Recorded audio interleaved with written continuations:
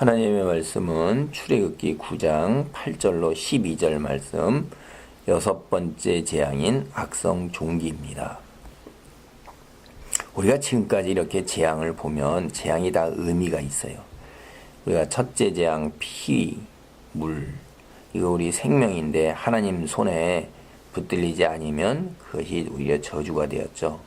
그 다음에 두 번째 재앙인 우리가 개구리도 그들이 숭상하는 신이에요. 이 세상의 것들을 얻기 위한 풍요와 다산.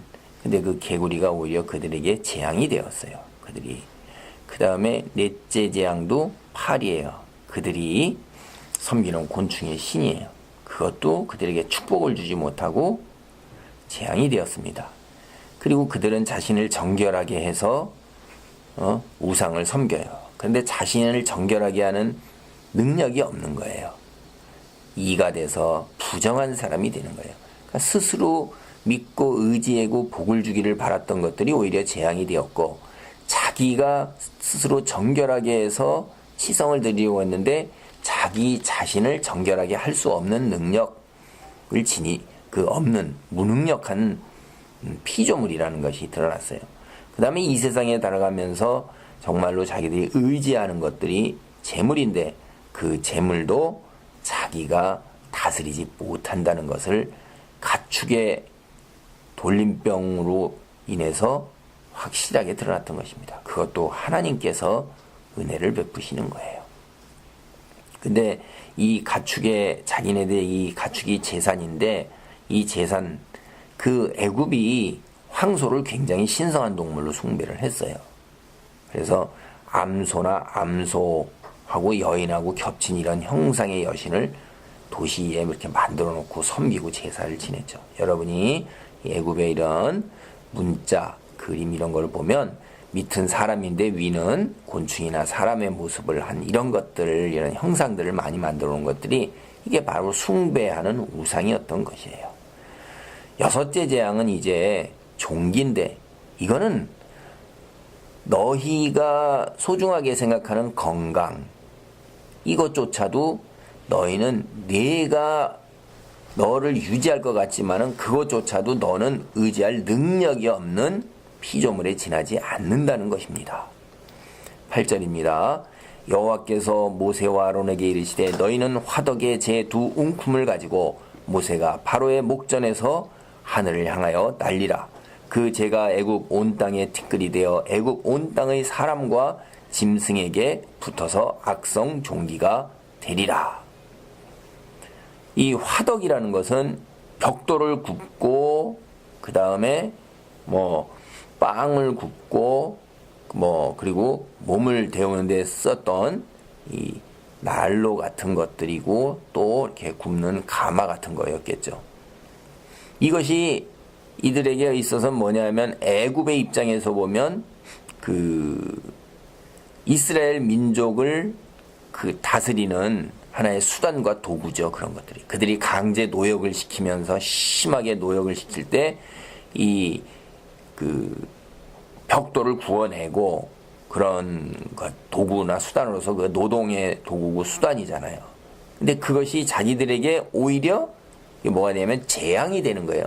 자기네들의 유익을 주고 다른 이스라엘 민족, 자기와 다른 종족인 이스라엘 민족을 노예로 부리는 그런 압박의 수단으로 사용했던 것이 이제 자기에게 그래서 큰 유익이었던 것이 이제는 오히려 그것이 자기에게 저주와 재앙이 되는 거예요. 그래서 화덕의 재예요.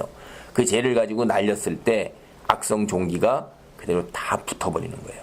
10절입니다. 그들이 화덕의 재를 가지고 바로 앞에 서서 모세가 하늘을 향하여 날리니 사람과 짐승에게 붙어 악성 종기가 생기고 요술사들도 악성 종기로 말미암아 모세 앞에 서지 못하니 악성 종기가 요술사들로부터 애굽 모든 사람에게 생겼습니다.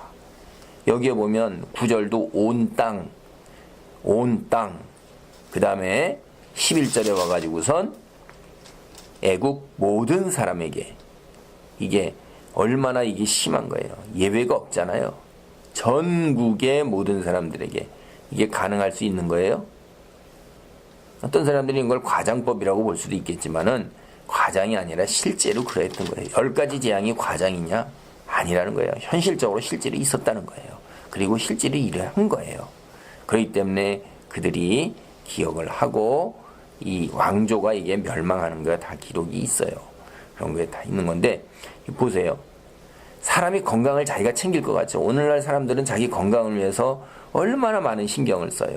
좋다는 음식, 뭐 이런 거 유기농으로부터 온갖 보약에 온갖 영양제, 그 다음에 그 몸을 위한 그 적당한 운동, 이런 산업이 얼마나 많냔 말이에요.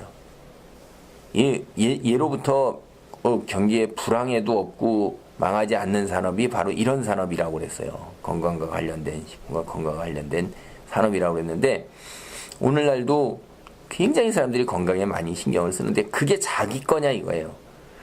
자기가 주인이라고 그런다면 지금도 보세요. 자기의 재산도 자기가 다스릴 수 있어야 돼요. 자기 손 안에 있어야 되는 거예요. 자기의 생명도 자기의 손 안에 있어야 되는 거예요. 그 다음에 자기의 건강도 자기 손 안에 있어야 되는 거예요.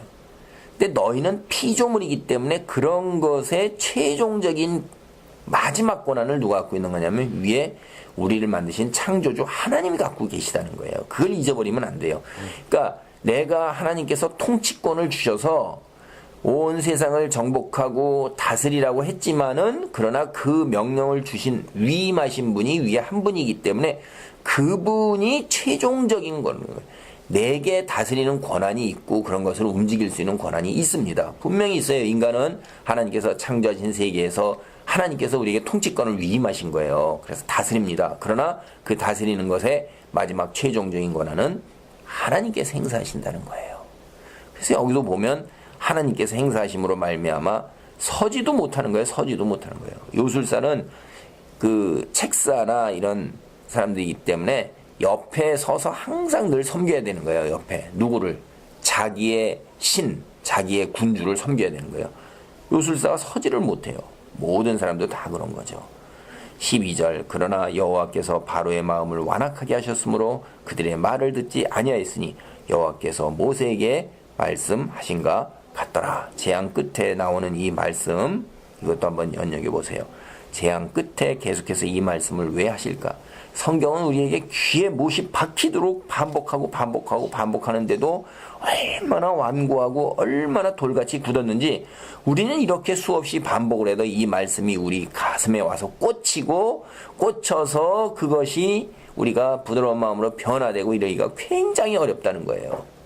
하나님이 한번 말씀하셔서 지나가시는 것이 아니라 그렇게 반복해서 이야기를 하고 있는 것은 얼마나 강조를 하고 있는가 하는 걸 우리 생각해 봐야 돼요. 그거는 우리가 얼마나 고집세고 목이 곧고 완악한가. 이 바로가 그렇게 완악한 거 이거 누구예요? 우리의 모습이라 이 말이에요. 이건 근데 그럴 걸 모세에게 벌써 전지전능하신 하나님이 미리 말씀하셔서 모세는 그걸 계속해서 확인을 하는 거예요. 인간이 어떠한가 하는 거를 이걸 계속해서 보고 뒤에 나가서 이스라엘 민족을 가나안 땅에서 이끌었을 때에도 역시 인간이 어떠한가를 아는데도 모세조차도 나중에 실수를 하잖아요. 다 알고 그러는 모세가 나중에 하나님의 말씀에서 따르고 그냥 따랐어야 되는데 그 자기의 분을 못 이겨서 화를 내고 반석 치는데 화를 내는 바람에 모세가 가나안 땅에 들어가지 못합니다. 그래서 우리가 이렇게 잘 알아도 실상 마음대로 되지 아니하는 것 우리 자신을 너무나도 잘 알기 때문에 한번 살펴보시고요. 하나님 앞에 늘 기도하는 마음으로 살아가시기를 바라겠습니다. 악성종기 다시 한번 보세요. 건강조차도 우리의 마음대로 할 수 없는 우리는 피조물이라는 것을 잊지 마시고 하나님을 향한 마음을 늘 유지하시기를 바랍니다. 아멘.